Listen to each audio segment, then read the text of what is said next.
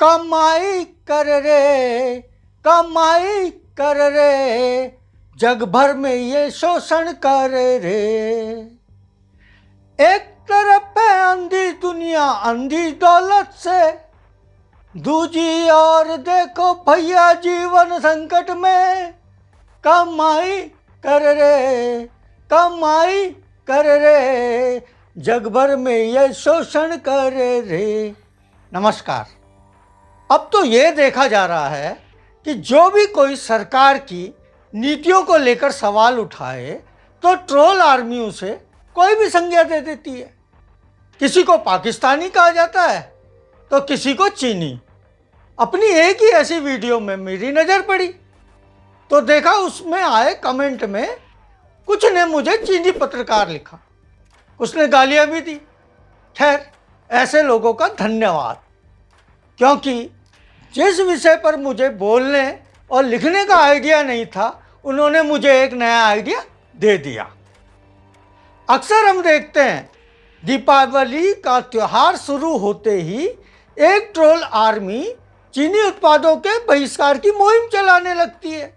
ये मुहिम social media तक सीमित रहती है, लेकिन कई बार तो ये लोग किसी सड़क और चौराहे पर भी पहुंच जाते हैं और चीन का पुतला फूंक देते हैं।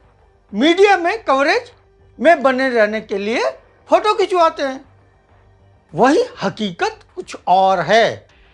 सच्चाई ये है, लोगों को इसमें उलझा कर रखो ताकि बेरोजगारी, गरीबी, सीएजी की रिपोर्ट, भ्रष्टाचार, शिक्षा, महंगाई जैसे सवाल कोई ना पूछ सके और लोग आपस में ही उलझे रहें।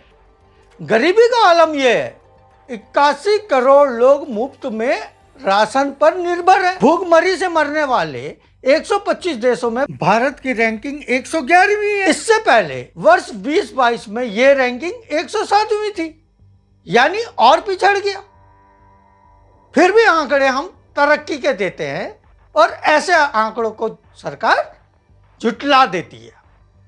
लोगों के दिमाग में इतना गोबर भर दिया गया है कि वो सवाल पूछने वालों की बजाय या फिर खुद सवाल पूछने की बजाय सवाल पूछने वालों को ही गाली देने पर उतारू हैं। खैर, कोई बात नहीं, ये उनका काम है, वो करेंगे, झूठ फैलाएंगे, फैलाते रहो। लेकिन हम आंकड़ों पर बात करेंगे। आपको याद होगा, अरुणाचल प्रदेश के तवांग में चीन और भारत के सैनिकों के बीच 9 दिसंबर 2022 को झड़प हुई। भारतीय सेना का कहना है झड़प में दोनों देशों के कुछ सैनिक घायल हुए, लेकिन घायल होने वालों की संख्या चीन की ज्यादा है। इससे पहले दोनों देशों के सैनिकों के बीच 2020 में पूर्वी लद्दाख के गलवान में 15-16 जून की रात को खूनी झड़प हुई थी। इसमें 20 भारतीय सैनिक मारे गए। वहीं भारत ने दावा किया कि चीन की सेना के 40 से अधिक जवान मारे गए हैं। हालांकि चीन ने कोई आंकड़े जारी नहीं किए। इन दोनों घटनाओं के बाद तो ये लगा कि भारत चीन के साथ व्यापारिक संबंधों को तोड़ देगा, क्योंकि ट्रोल आदमी तो यही कर रही थी। वो सवाल पूछने वालों को ट्रोल करती है, वही चीनी उत्पादों के बहिष्कार की बात भी करने लगी थी। वैसे सुबह सुबह इनके व्हाट्सएप ग्रुप संदेश में चीनी उत्पादों के बहिष्कार के संदेश भी आते हैं। कई बार लोग कहते हैं नहीं नहीं, ये मोबाइल नहीं लेना, ये चीन का बगना हो, फिर दूसरा लेते हैं, वो भी चीन का ही होता है। चीन ने भारत की जमीन पर पहले से ही कब्जा किया हुआ है। उसकी विस्तारवादी नीति को कोई भी भारतीय पसंद नहीं करेगा और इसे लेकर उसके दिल में चीन के प्रति नफरत ही बढ़ेगी। इस समय आप देख रहे हैं लोक साक्ष्य वेब न्यूज पोर्टल का यूट्यूब चैनल। इसे कृपया लाइक करना और सब्सक्राइब करना ना भूलें। साथ ही वीडियो को पूरी भी देखें। फरवरी 2022 में विदेश राज्य मंत्री ने लोकसभा में एक सवाल के लिखित जवाब में यह जानकारी दी थी कि लद्दाख में चीन का कब्जा करीब 6 दशक से है। इसके अलावा पाकिस्तान ने 2 मार्च 1963 को अपने कब्जे वाले कश्मीर पीओके का 5180 वर्ग किलोमीटर क्षेत्र चीन को दे दिया था। इस तरह से देखा जाए तो चीन का भारत की कुल 43,180 वर्ग किलोमीटर भूमि पर कब्जा है। वहीं कांग्रेस नेता राहुल गांधी कुछ समय से लगातार चीन की ओर से भारत की जमीन पर हाल ही में के कब्जे के मामले को उठा रहे हैं। उन्होंने कहा था कि लद्दाख में हर व्यक्ति जानता है कि चीन ने हमारी जमीन पर कब्जा कर लिया है। साथ ही उन्होंने दावा किया कि प्रधानमंत्री नरेंद्र मोदी का इस बात पर जोर देना कि 1 इंच भी नहीं गई वह बिल्कुल गलत है।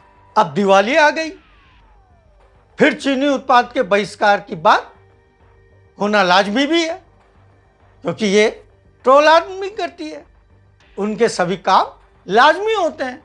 मुझे चीनी पत्रकार कहेंगे, मुझे चीनी पत्रकार कहने वाले तो इस धंधे में लगे हैं कि झूठ फैलाते रहो, झूठ फैलाओ, बार बार फैलाओ, एक दिन वो झूठ सच साबित हो जाए। उन्हें ये बात मैं बताना चाहता हूँ, हाथी के खाने के दांत कुछ और होते हैं और दिखाने वाले कुछ और। इसके फेर में ना रहो कि तुम्हारे नाटक करने से कुछ हो जाएगा। आंख खुली है तो अब भारत के चीन के साथ व्यापार संबंध को भी जान लीजिए। भारत और चीन के बीच व्यापार संबंध 2000 के दशक की शुरुआत से आगे बढ़ रहे हैं। ये संबंध 2018 में चरम पर थे, जब चीन भारत के शीर्ष व्यापारिक भागीदार के रूप में उभरा। यही नहीं, भारत और चीन के बीच द्विपक्षीय व्यापार 2015 और 2021 के बीच 75.30% बढ़ गया, जो सालाना औसतन 12.55% बढ़ रहा है। भारत चीन व्यापार सांख्यिकी के आंकड़े को यदि हम वित्तीय वर्ष 18 से वित्तीय वर्ष 2023 तक देखें तो भारत से चीन का निर्यात वर्ष 2018 में 13.33 बिलियन $, वित्तीय वर्ष 2019 में 16.75 बिलियन $, वित्तीय वर्ष 2020 में 16.61 बिलियन $, वित्तीय वर्ष 2021 में 21.18 बिलियन $, वित्तीय वर्ष 2022 में 21.25 बिलियन $, वित्तीय वर्ष 2023 में अप्रैल से नवंबर तक के संभावित व्यापार के आंकड़ों के मुताबिक 9.88 बिलियन $, है।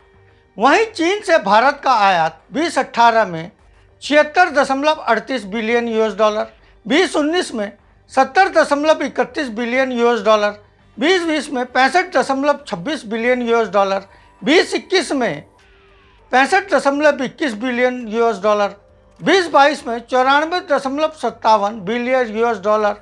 वहीं वित्तीय वर्ष 2023 में अप्रैल से नवंबर तक संभावित व्यापार 67.91 बिलियन $, का है। अब इन देशों के बीच कुल व्यापार को देख लें।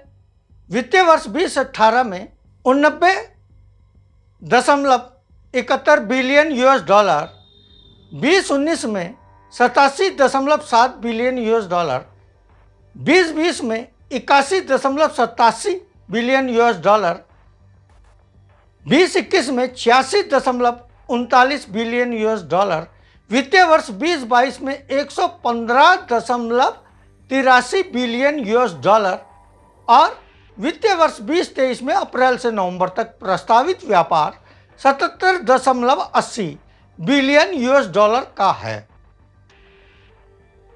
अब खुद ही देख लीजिए कि सोशल मीडिया में लोग कैसे एक दूसरे को कोसते हैं और लड़ पड़ते हैं।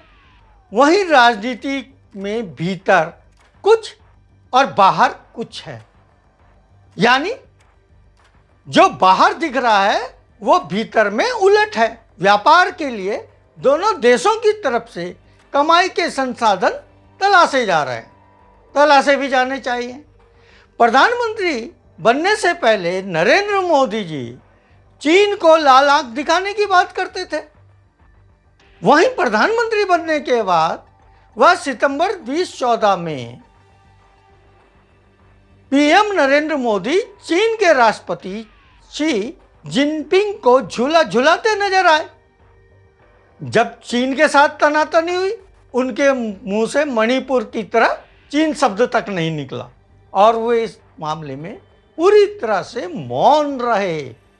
ऐसे में मेरा ट्रोल आर्मी से संदेश है कि सच्चाई को स्वीकारें। धन्यवाद। मैं भानु बंगवाल। साथियों, सच का साथ देने के लिए हमारे YouTube चैनल को सब्सक्राइब कीजिए और लाइक कीजिए। नोटिफिकेशन के लिए घंटी वाला बटन दबाइए। साथ ही हमारे वेब न्यूज़ पोर्टल की खबरें पढ़िए, फेसबुक पेज और ट्विटर अकाउंट से जुड़िए और इसे शेयर भी कीजिए। इसके लिंक नीचे दिए गए हैं। धन्यवाद। मैं भानु बंगवाल।